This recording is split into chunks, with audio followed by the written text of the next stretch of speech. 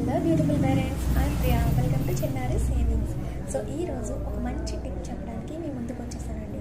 So అదేంటి అంటారా? Imitation ఏంటి అని మీరు డౌట్ రావచ్చు. ఇదేం ప్రాబ్లం కాదండి. ఆల్రెడీ మనం పిల్లల్లో ప్రతిరోజు చూసేది వాళ్ళు ప్రతిరోజు చేసేది వాళ్ళు అబ్జర్వ్ చేయమంతే.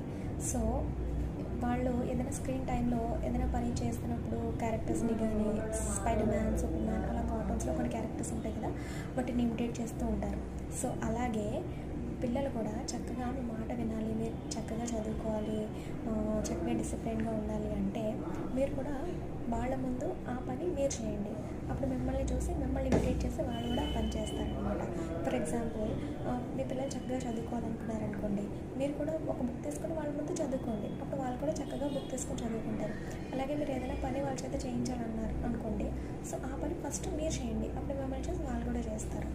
సో పిల్లలతో చదివించాలన్నా, వాళ్ళతో ఏ పనైనా చేయించాలన్నా ఫస్ట్ ముందుగా ఆ పని మీరు చేశారనుకోండి, అప్పుడు వాళ్ళు కూడా అనుకుంటారు, ఓకే మా మమ్మీ పని చేస్తుంది, సో నేను ఈ పని చేయాలి, ఓకే మా నాన్న చదువుకున్నారు, సో నేను కూడా చదువుకోవాలి అని చెప్పి వాళ్ళు కూడా అనుకుంటారు అన్నమాట.